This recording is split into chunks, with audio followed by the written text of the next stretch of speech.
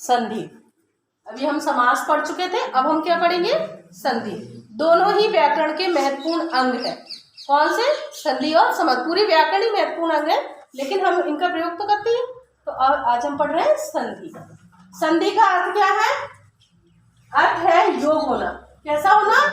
योग माने मिलना, जुड़ना, एक साथ हो जाना, अथवा मेल, या हम इसको कहें परस्पर किसी दो वर्णों का आपस में मिल जाना और नए अर्थ को मूल रूप में नया अर्थ दे देना। ठीक है, जैसे कि दो ध्वनियों या दो वर्णों के मेल से होने वाले विकार को हम क्या कहेंगे? संधि। यहाँ पर हमने प्रसिद्ध व्याकरणविद कामता प्रसाद गुरुजी के अनुसार भी हमने आपको परिभाषा लिखाई है। इन्होंने कहा है दो निर्दिष्ट अक्षरों के पास पास, निर्दिष्ट माने दिए हुए, पास पास आने के कारण अनेक उनके मेल में जो विकार, उनके मेल में जो विकार है, यहाँ पर देखिए विकार जो उत्पन्न होगा। जैसे देखिए महेश, ठीक है, महेश का मूल रूप क्या है? महाधन ईश। तो यहाँ पर क्या है? हा और ई में संधि हुई है। ठीक है, इसका नियम कहता है जब हम दीर्घ स्वर संधि पढ़ते हैं तो आ और ई बताया था ना, आ और ई भी क्या बनेगा? ई बनेगा। तो यहाँ पर ए में परिवर्तित महेश में आ जाएगा। ठीक है, तो ये नियम लिखवाएंगे हम आपको। संधि विच्छेद क्या है? वर्णों के मेल से उत्पन्न ध्वनि परिवर्तन को हम क्या कहेंगे? संधि कहेंगे। लेकिन उसके परिणाम स्वरूप उच्चारण एवं लेखन दोनों ही स्तरों पर अपने मूल रूप में भिन्नता ला देना अथवा वर्णों ध्वनियों को पुनः मूल रूप में फिर से ला देना ही क्या कहलाएगा? संधि विच्छेद। यहाँ पर देख रहे हैं, जैसे कि महेश, महाधन ईश, ये विच्छेद है। हमने इसको तोड़ के दिखाया ना, इसलिए विच्छेद है। जैसे मनोबल, मनः धन बल। जैसे कि गणेश, गण धन ईश। ठीक है, गणेश हो गया। यहाँ पर ये मूल रूप, ये इसका संधि का विच्छेद रूप है, फिर इसका ये मूल रूप। समझ में आ रहा है? बाकी का कल आपको समझाएंगे।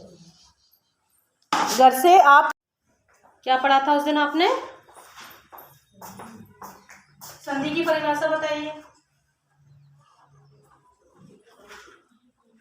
संधि क्या होती है बताइए?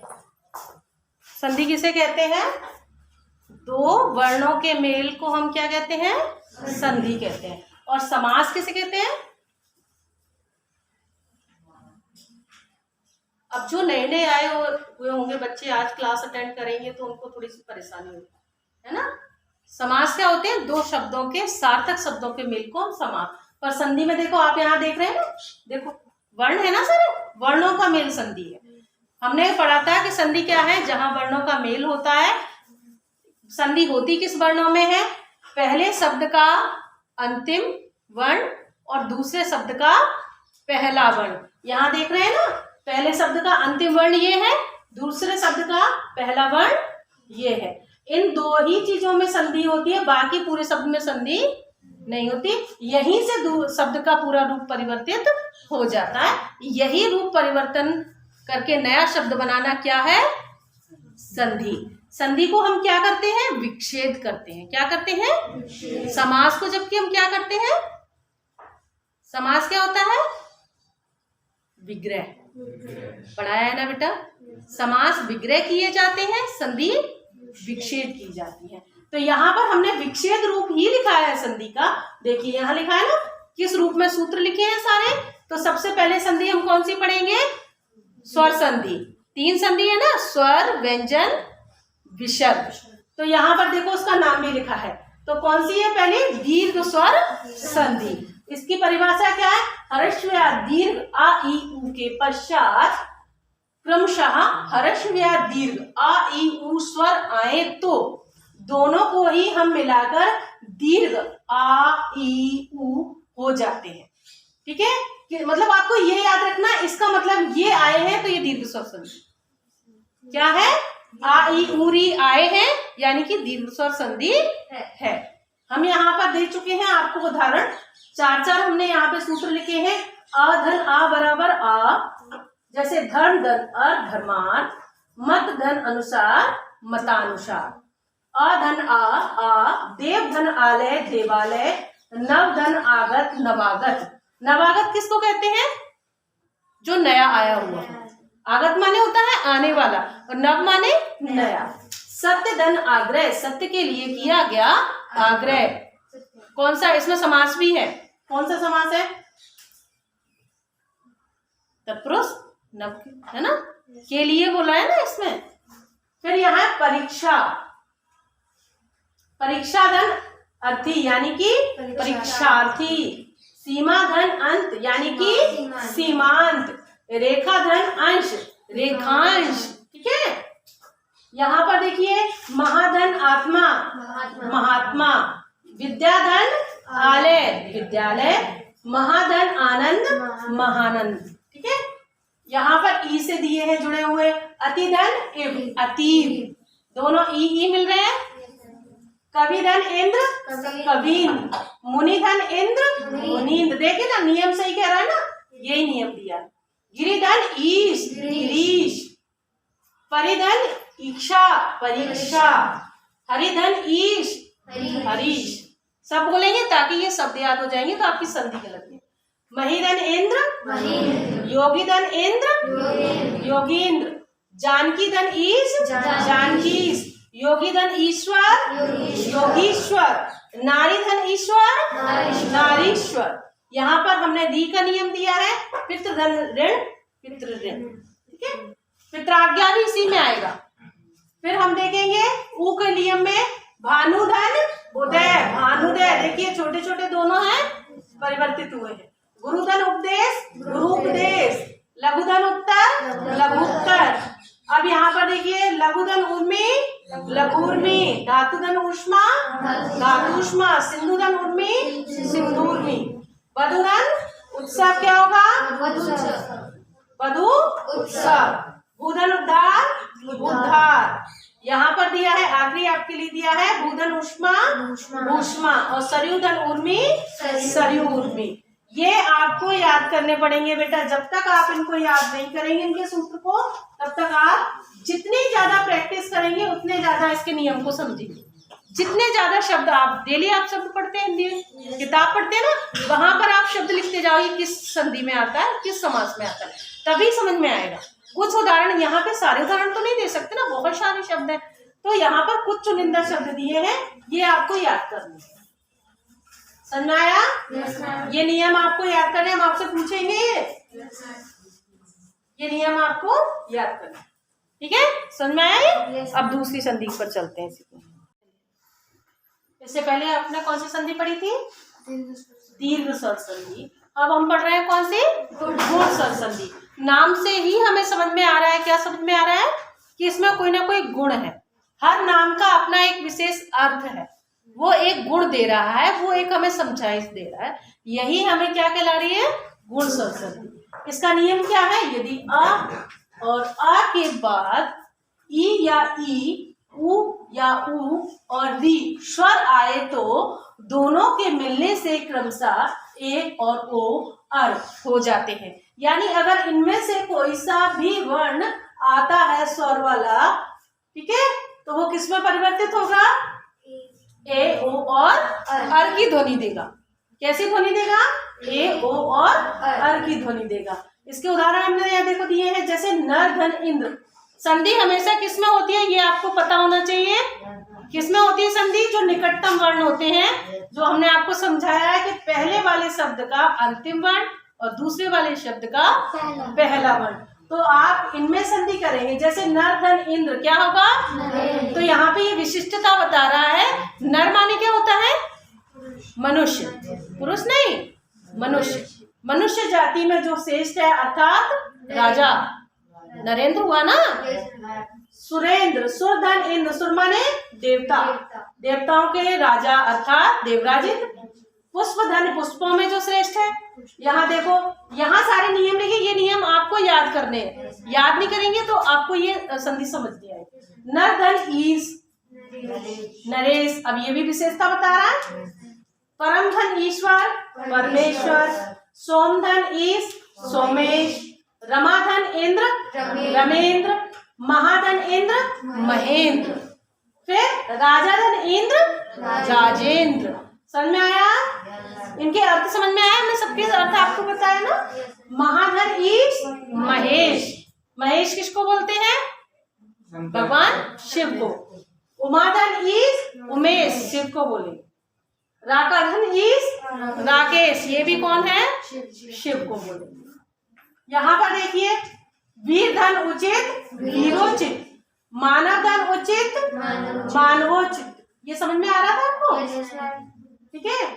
पर धन उपकार परोपकार, हित धन उपदेश हितोपदेश। अब देखिए यहाँ ये थोड़ा सा कठिन पड़ता है, ये थोड़ी सी ये वाला आपके लिए कठिन पड़ेगा। नव धन उड़ा नवोड़ा, यानी कि जो नया जोड़ा है वो नवोड़ा। सूर्य धन ऊर्जा सूर्य ऊर्जा, सूरज से प्राप्त में जो ऊर्जा वो सूर्य। अब यहाँ सीधा साधा है, महाधन उदय महोदय, महाधन उत्सव महोत्सव, महाधन उदधि। उदधि किसको कहते हैं? हमने ये बता नहीं पाया था। उदधि किसका पर्यायवाची है?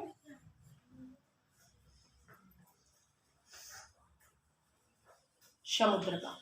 किसका है? समुद्र का। आप लोग पर्यायवाची याद नहीं करते हैं। अब याद नहीं करोगे तो फिर कैसे अर्थ समझोगे? संधि के लिए तो अर्थ भी आने चाहिए ना, तभी तो अर्थ निकालोगे। महाधन ऊर्जा महोर्जा, महाधन ऊष्मा महोष्मा। यहाँ पर अर की ध्वनि में दी में जाएंगे तो देवधन ऋषि देव ऋषि, सप्तधन ऋषि सप्त ऋषि, ब्रह्मधन ऋषि ब्रह्म ऋषि। यहाँ पर महाधन ऋषि महर्षि।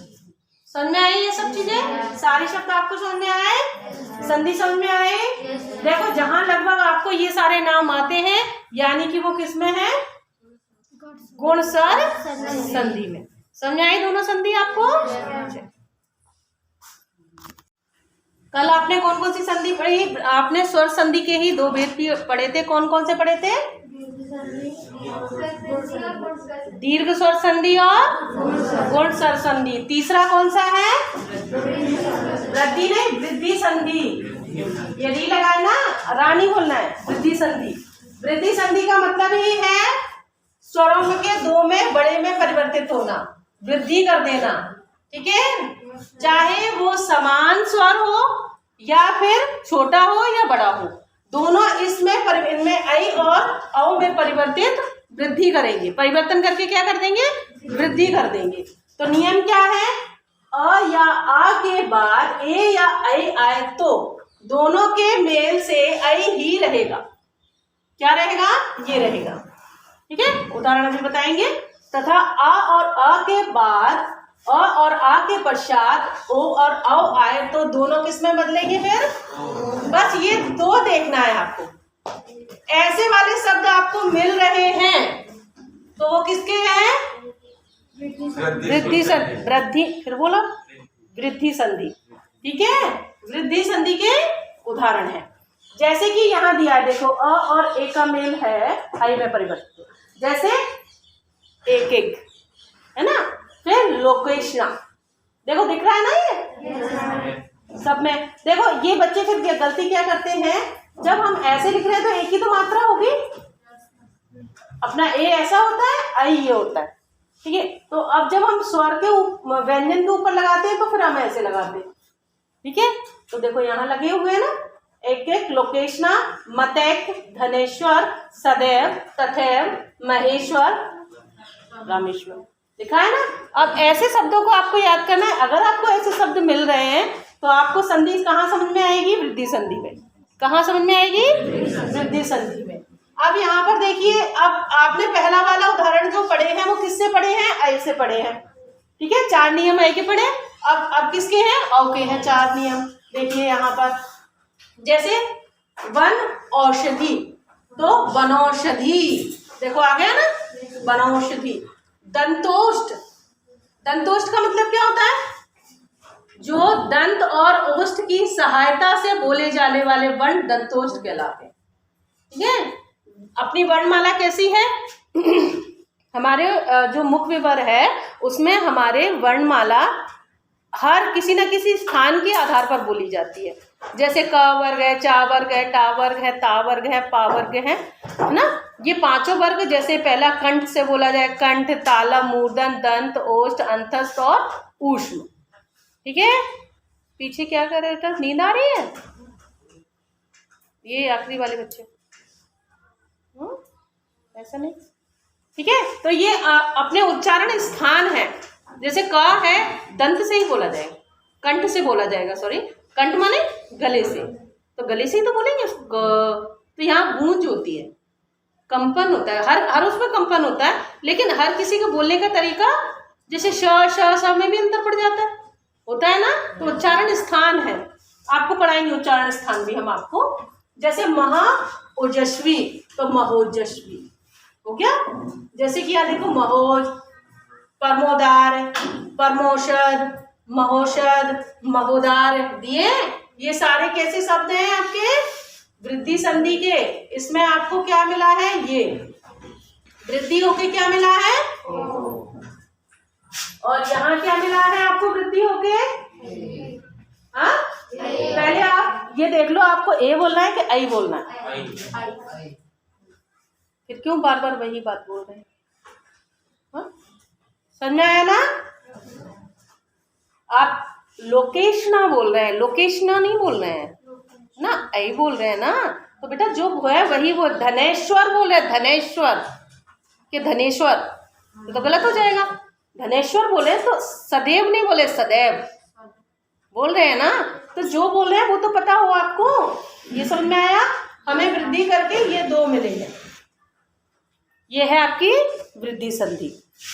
समझ में आया नियम, ये नियम आपको याद करने पड़ेंगे, ठीक है। नियम तो आपको याद करने पड़ेंगे तभी संधि समझ में आएगी।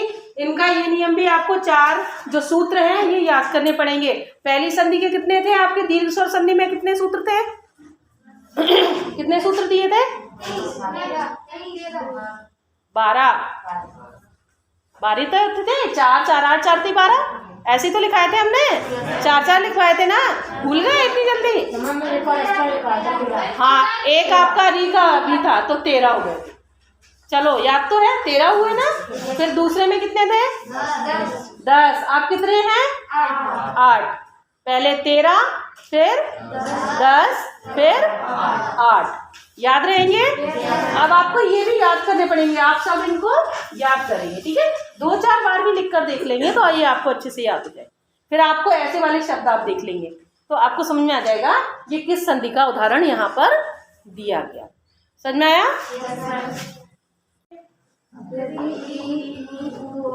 सभी बोलेंगे, यदि ई, ई, ऊ और री के बाद अगर कोई भिन्न स्वर आता है, अगर कोई भिन्न स्वर आता है यानी समान नहीं है, उनसे अलग है, तो ई का क्या होगा, क्या होगा, या। ऊ किस में बदल जाएगा, व में, बा नहीं व में बदलेगा। और री का क्या हो जाएगा, र हो जाएगा, ठीक है। यानी हमें द्वारा बोलेंगे, यदि ई, ऊ, री के बाद कोई भिन्न स्वर आएगा तो वो किस में परिवर्तित होगा, ई हो जाएगा आपका य में, और ऊ व में, और री र में। ये कौन सी संधि थी आपकी, यण संधि। कौन सी थी, यण संधि के और नियम हमने अभी लिखाए थे आपको, अलग नहीं आना चाहिए कोने, ठीक है। नियम आपको याद हो गया है ना, सीधा सीधा नियम दिया है। अब आपको ये याद करना है, पहले हमने 6 लिखाए थे, 6 लिखे हैं, यहाँ पर कितने हैं, कुल मिलाकर इसमें 15 नियम बनते हैं। कितने, यानी 15 सूत्र बनते हैं इसके, जिस हिसाब से ये संधि बनती है। जैसे यहाँ दिया है देखो, सखीधन ऐश्वर सखेश्वर, ठीक है, नदेश्वर, ठीक है। नदी का जो ईश्वर है, कौन, नदी का ईश्वर कौन होता है, समुद्र, ठीक है। नदियां जाती कहाँ है, समुद्र। स्वच्छ देखा आपने, सूदन, अब स्वच्छ बना, तो यहाँ से आपको नियम देखना है। अगर गलती भी होती है तो अगर हम नियम देख लेते हैं तो वो सही है, लेकिन आपको याद करने पड़ेंगे सारे, ठीक है। स्वच्छ दिया है, अन्वय, स्वागत, मधवाल है, अन्वित, अन्विति, प्रवेश, अन्वेषण, अन्वेषण माने खोज करना, ठीक है। यहाँ दिया है बर्वागमन, फिर दिया है पित्रानुमति, मात्राज्ञा, पित्राज्ञा, मातृक्षा, पितृक्षा, सब दिए हैं। समझ में आ रहे हैं सब, नियम याद हो गए आपको, परिभाषा याद हो गई तो समझ लो संधि भी समझ में आ गई। आपको, लेकिन ये याद करने पड़ेंगे, ठीक है। अच्छा ये बताओ पहली वाली संधि की अयादी संधि का नियम क्या है बताइए। अयादी संधि का नियम है यदि ए ऐ ओ औ स्वरों का मेल दूसरों स्वरों से, मतलब समान भी हो सकते हैं गैर समान भी हो सकते हैं, ठीक है, दूसरे स्वरों से होता है तो ए का ऐ हो जाएगा, ठीक है, ऐ का आय हो जाएगा और ओ का अब और औ का आप के रूप में परिवर्तन हो जाएगा। आपको बस इतना याद रखना है ये अयादी संधि है, ऐ आय अब और आग, ये 4 शब्दों को आप देख लें तो ये आपको अयादी संधि समझ में आ जाएगी। देखिए अयादी यहीं पहले दिया है, ठीक है, तो यहाँ से आपको पहला भी यही शब्द है, देखिए है ना, इसलिए अयादी संधि है। तो आपको इनका मेल देखना है। बोलिए इसकी परिभाषा बताइए। यदि ऐ ओ औ स्वरों का मेल दूसरों स्वरों से होता है तो ए का क्या हो जाएगा, ऐ हो जाएगा, ऐ का आय हो जाएगा, ओ का अब और औ का आप हो जाएगा। ये है हमारी अयादी संधि। इनके उदाहरण भी है, जैसे नेधन अन नयन, सेधन अन सैन, नेधन अक नायक, गायक, नायिका, गायिका, पवन, भवन, पावन, पावक, पवित्र, नाविक, भावुक। सूत्र यहाँ हमने दिए हुए कितने हैं? 7 हैं। इसके कितने हैं? 7। तो आपको सभी के नियम याद करना है, सभी के सूत्र याद करना है, तभी आप संधि समझ पाए, ठीक है। तो ये आपकी स्वर संधि पूरी होगी, ठीक है।